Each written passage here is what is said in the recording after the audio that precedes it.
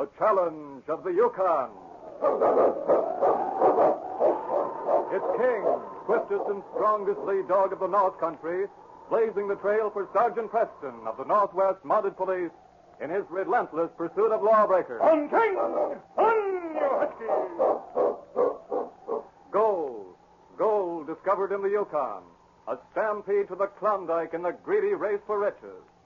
Now back to the days of the gold rush, when Sergeant Preston and his wonder dog King battled through storm and snow to preserve law and order as they met the challenge of the Yukon.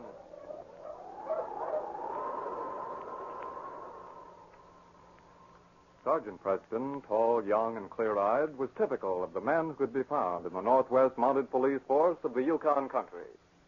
He had taken advantage of a short holiday and was visiting a trapper friend of his, Dave Ferguson, who lived near Copper Creek. It was early spring, and Dave and the sergeant were doing some hunting along the Pelly River. The ice had broken, and huge cakes of it were floating down the stream. Beside the Mountie was his big lead dog, King, his constant companion, who seemed to enjoy the welcome sunshine as much as his master. Dave, too, was in a fine mood. Yeah, it's good to feel the sun in your face again. I'm sure glad to see the winter end. Spring's the best season up here in the North Country, Dave. Always a great day when the ice breaks. Yeah, the current certainly carries those ice cakes along fast. Look at them. Yeah, it won't be long before... Dave, what's that on that piece of ice coming down there? Looks like a puppy. Well, I don't see it. Floating this way, not far from shore. Right there, see it? Oh, yeah. It's an animal of some kind. Bet it's dead, though. I'm going to have a look through my field glasses. No, it's not dead. It's moving. It's either a pup or a wolf cub. Oh, poor little mutt. Maybe we could save him. That cake of ice will be across from us in a minute. I'm going to tie this rope to King. Maybe he can get the pup off the ice. Here, King. I'll tie this rope to his harness so he won't get carried downstream too far. Better hurry. Here it comes. Mm-hmm. Yeah, you can see the pup now. He's sprawled out flat. And if he moves, it'll slip off. There. Rope's tied. Now King can just see him. That ice cake is coming this way, luckily. Here it is. King, old fella. See out there, boy? Get him. Bring him in. He sees him. He knows what you want. Get him, King. Hope this rope's long enough. That's a swift current for your dog. Oh, don't worry, Dave. He's been in worse than that. You may have to help me pull him in, though. He's almost reached the pup. Wow, that ice cake almost hit him. Get him, boy. There, he's reached it. The ice cake tipped over. Can you see the little one? King will get him. There. King's coming in. Help me with this rope, Dave. That current is strong. Hope he got the pup. There's something in his mouth. Come on, King. Pull, Dave. He's almost into shore. A little more will do it. There we are. Lucky. He's a powerful dog. Good boy, King. Bring him here, fella. The pup's probably dead. That's a boy. Drop him, King. Poor little whelp. Is he dead? Yeah. Not very much alive. Why, not a dog, Dave. It's a wolf cub. A wolf? Well, of all the blasted luck. All that trouble for one of them pesky varmints. Throw him back in. Poor little fella. He struggled hard to keep alive. Here, you hold him while I untie the rope on King. Better put him on your parka. He's freezing. Oh, you're too darn soft-hearted, Preston. I never... Oh, he is cold, ain't he? I'll dry him off. I suppose we can't let your dog go to all that trouble and then let him see us toss her right back in again. Hold still, King, till I get this untied. Yeah, you're dried off, you little rascal. That should make you feel better. Now, get in here inside my parka. Say, What's wrong? his face is bleeding. He's got a long gash in it. Oh, King probably creased him with a tooth when he grabbed him. Not bad. It'll heal up all right. I feel like an old fool. Not only rescuing a wolf, but putting him inside my coat and getting blood all over me. And me, a trapper. Well, come on, Dave. Let's go back to your cabin and let these animals get dried off. Here, King. Here, boy.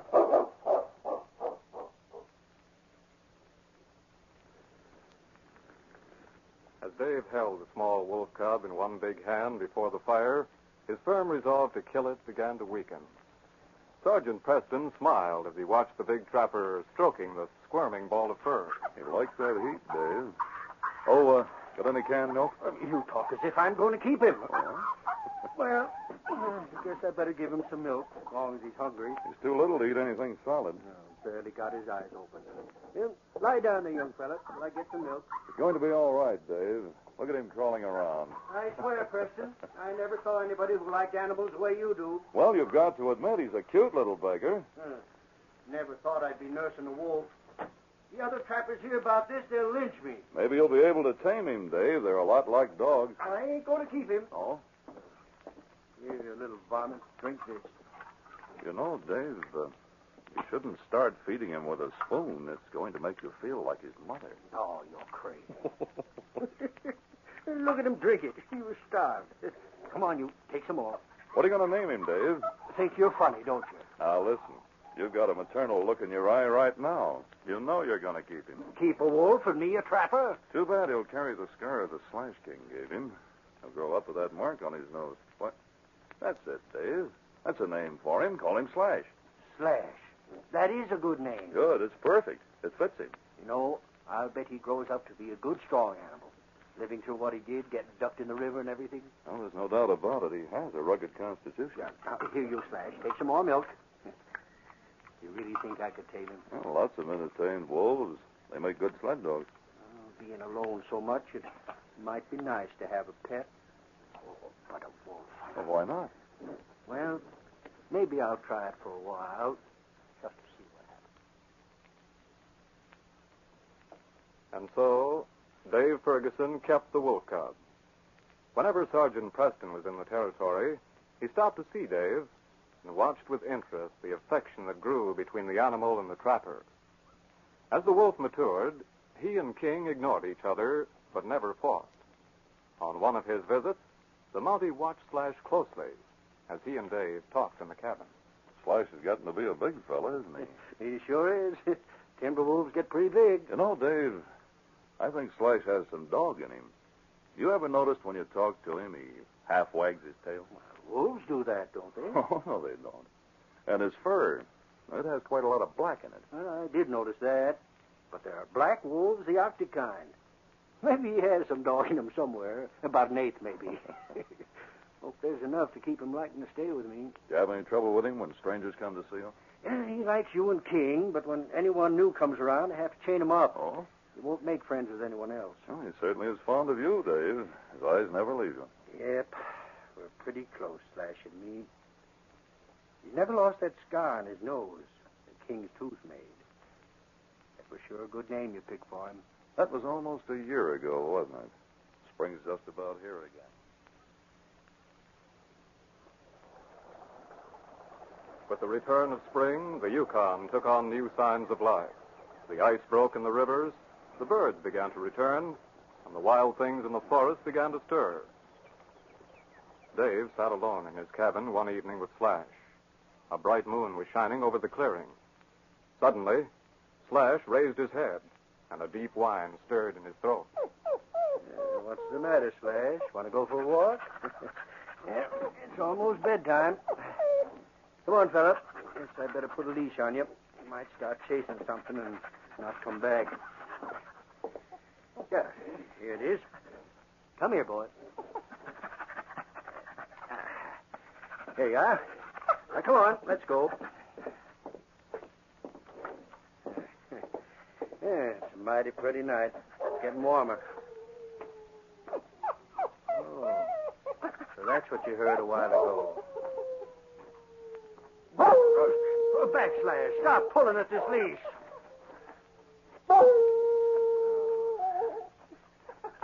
You want to go with him, don't you, fella? You wanted to go for a long time. I know. Keep trying to pretend that you don't. Keep telling myself that you're happy here with me.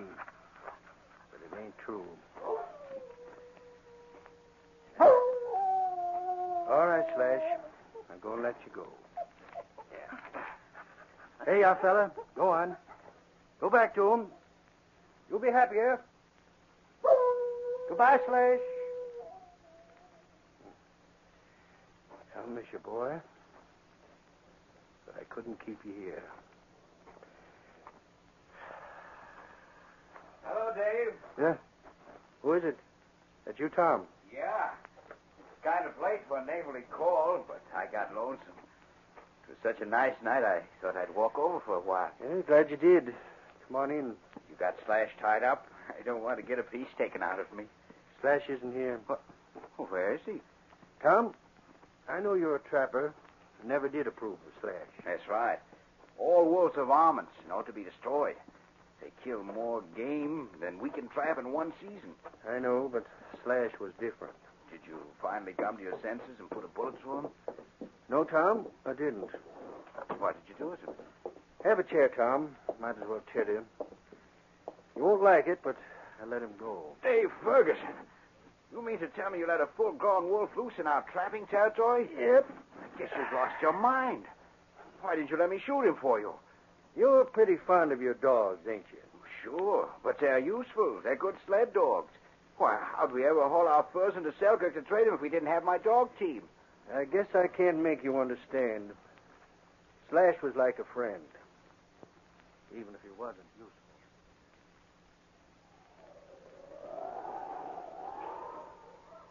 Winter had again clamped its icy fingers on the Yukon territory. The long nights were lonely ones for Dave, and his face lighted up with pleasure as he heard the sound of Sergeant Preston's dog team stopping at the cabin.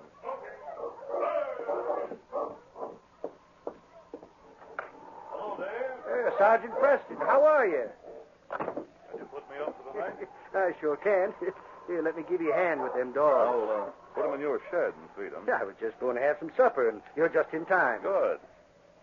It sure is nice to have company.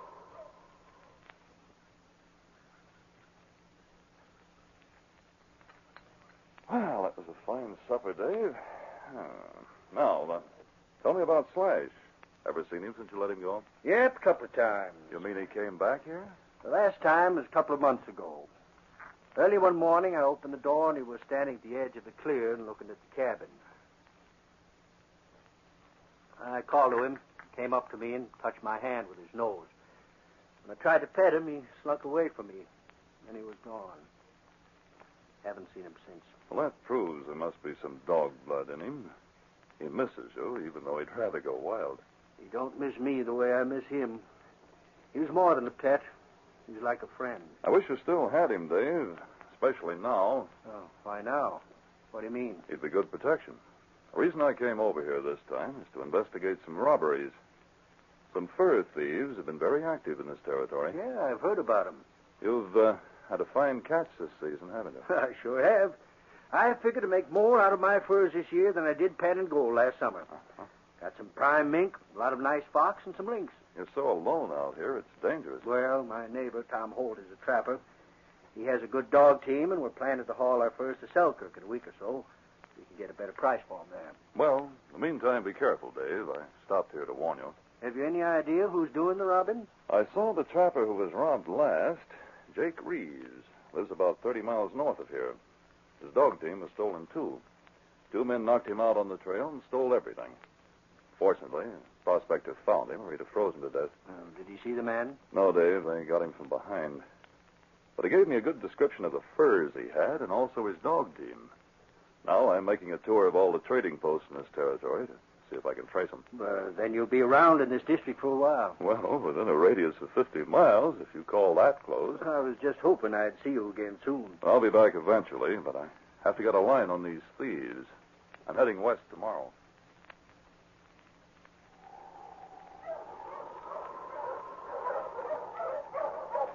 Okay.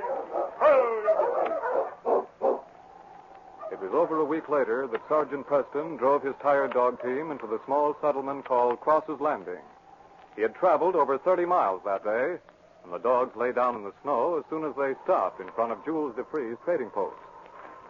As he started into the store, he suddenly noticed a certain dog team in front of it, among several other teams, and stopped to look closer at it. Get back, King. Go on back, fella. This lead dog may not like you. Hello there, old boy. Wonder if your name's Duke. Hello, Duke. Uh-huh. Looks as if I guessed it. Let's see now. Black with yellow mask, part Newfoundland, 2 white Siberians, and 2 Malamutes. Guess I'll have a look at this sled. This is it, all right. I'm lucky. Here, King. Come here, fella. We're going in here, fella. I think we've caught the men we're after. Hello, Sergeant. Oh, they're Preston. Hello, Sergeant. Hello, Schultz. How are you, boys? Which one of you men owns that dog team out in front? The one with the black lead dog. My dog team's out there, Sergeant. So's mine. Which one do you mean? Now look through the window here. That one with the big black dog and the two white Siberians over there to the left. That ain't mine, Sergeant. Huh? Mine is the one with the malnourished lead. No, it ain't mine either. Any of you other men own it? We ain't got a dog team. Well, somebody must own it. Hey, where those two mangoes were in here a few minutes ago? Was there someone else here when I came? Oui, two trappers. Huh? See, that is their fur catch on the floor. They go outside door just a few minutes ago. Are they coming back? Oui. Me, I am busy with Jake. I think maybe they go over to their bar for drink till I get not busy. Did they see me drive my team up in front? I wasn't watching them, Sergeant. One of them was standing near the window, I think. Oh, they will come back. They'll leave all their furs. I'll go over to the bar and see if they're there.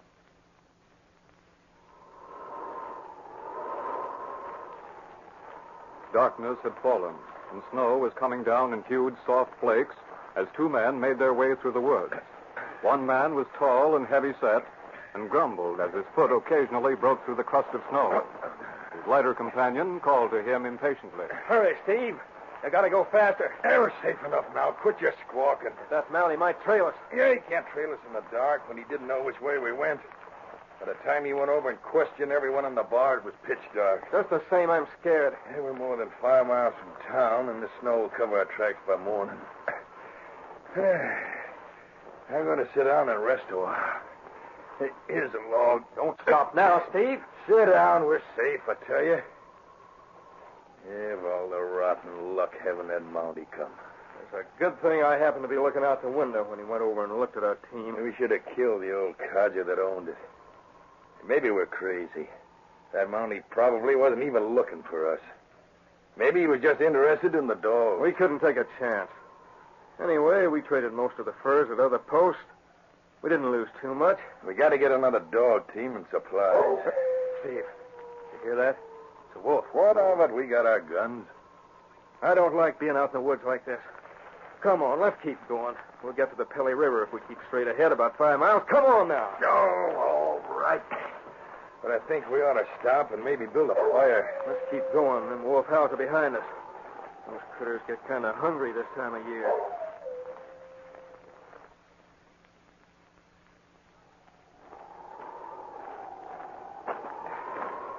I'm getting tired. We walked miles. Yeah, but we made the Pelly River. It ain't far from here to Selkirk. It's easier traveling on this ice.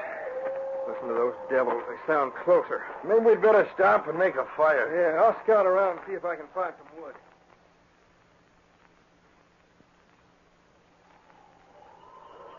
Dave Ferguson and Tom Holt were on their way to Selkirk with their big load of furs. A thin new moon cast a faint glow on the river trail, and the sleigh bells jingled merrily as the sled rode smoothly over the ice. Glad it stopped snowing, Dave. This trail is pretty smooth. I don't like traveling after dark like this. Hope we reach Selkirk soon. It's the one thing I don't like about this country. This early winter darkness. Oh, it sure makes up for it in summer, though, with the sun shining all day. I'm glad you got those bells in your dog team. Makes things a little more cheerful somehow. Got them at the trading post last month. Some people don't like them, but I do. They let everybody know you're coming. Yes, sir, I sure like these bells of mine.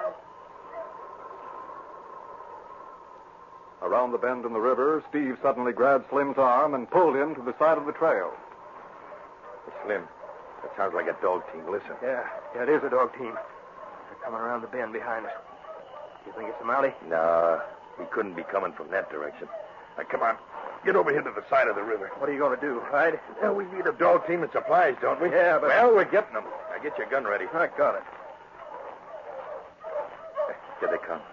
It's lucky we got a little moonlight. It's just enough. There's two of them, Steve. I'll get the one on the other side. Oh. Come on, Slim. Good shot. Stick him up, you. You saw what your partner got. Why, you dirty... Oh. That ought to keep him quiet for a while. Hey, good work, Slim. Now stop that dog team. Whoa, you huskies, whoa. Hey, what's on that sled? Can you see? The big load of furs and supplies. Fine. Let's see if the man you shot has a gun on him or any money. I'll search this one. And if he's packing a gun, take it. This one has a gun. I got it. Is he dead? No, but he's knocked out. You shot him in the shoulder. Now, come on. We'll take the dog team and get out of here. You just going to leave him here like this? Yeah. Yeah, this one is unconscious, too. Here with no guns and that one bleeding all over the place. They won't get far. Yeah. Hear that? Yeah. It's creepy. Yeah, they're getting close. Let's get out of here. Hurry up, Slim. Get that sled going. Right away. Slim and Steve had left when Dave regained consciousness. A sharp pain stabbed through his head as he raised up, but he dragged himself painfully to Tom Holt's side. Tom, are you still alive? Dave, it's you. They shot you. I can't move. My shoulder. Dave, did you hear that? It was a wolf. Yes, I heard him.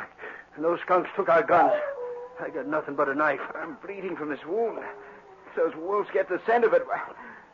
Dave, what do we do? I'll cut some branches with this knife and start a fire. That'll keep them off for a while. You lie still. I'll build a fire beside you. Dave stumbled through the trees that lined the riverbank, breaking off dead branches. The howl of a wolf close by sent him running back to Tom. With shaking hands, he lighted the handful of twigs. As the tiny flame leaped up, he fed it with larger branches from the pitifully small supply beside him.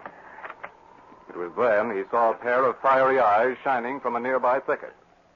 Desperately, he piled more branches on the fire. Dave, you see it? Over there in the bushes. It's a wolf. Well, don't worry, Tom. It won't come near us while we got a fire. Look, Dave.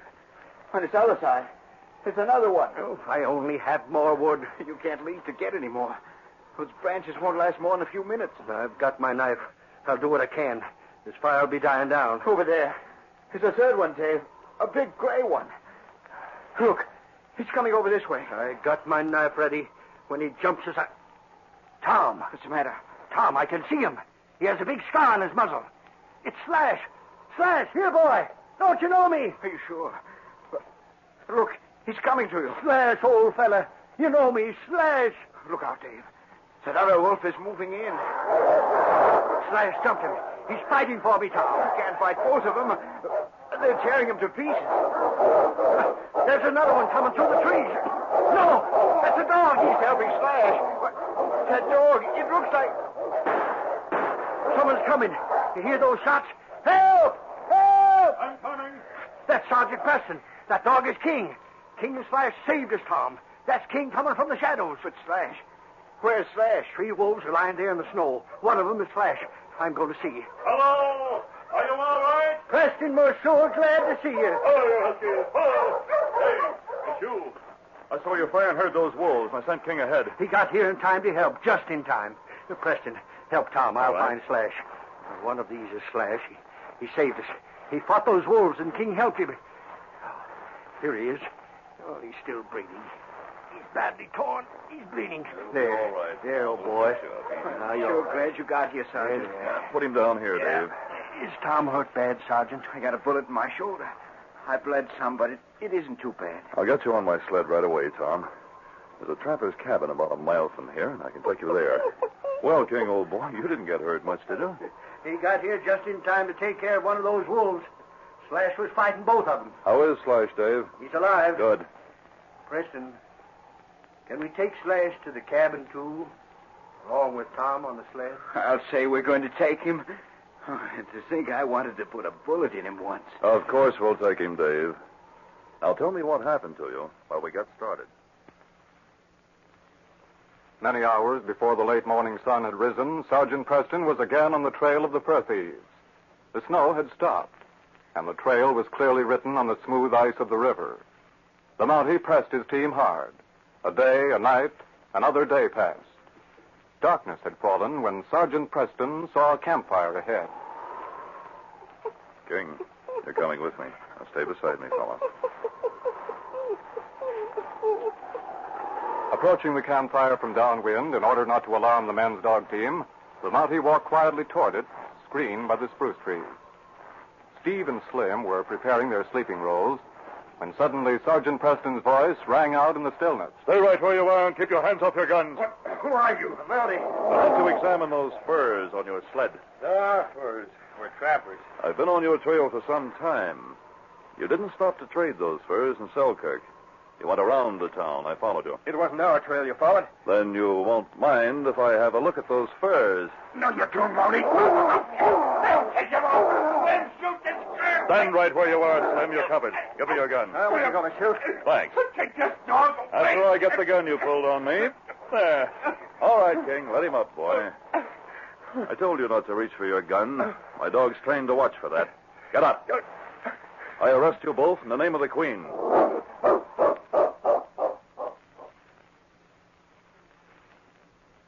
A few weeks had passed, and a full moon brightened the clearing around Dave Ferguson's cabin. Dave smiled as he opened the door and saw the tall form of Sergeant Preston with King beside him. Preston, I've been wondering about you. Come in. I came as soon as I could, Dave. I knew you'd want to hear what happened. But first, how's...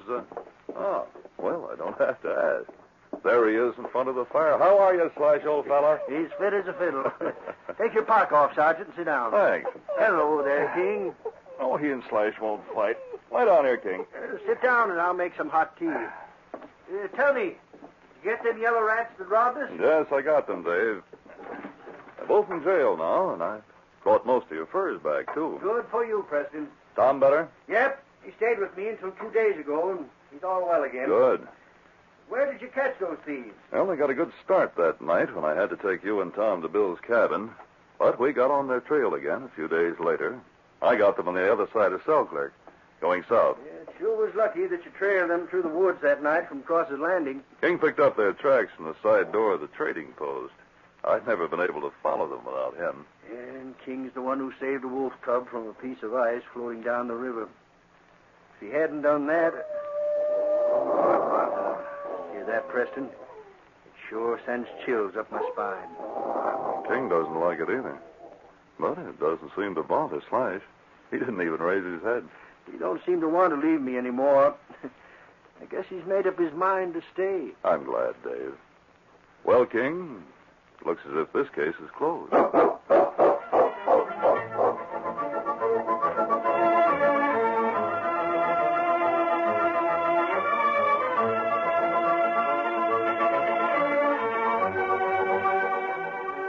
The Challenge of the Yukon, a copyrighted feature, is brought to you each week at this same time, and all characters, names, and incidents used are fictitious.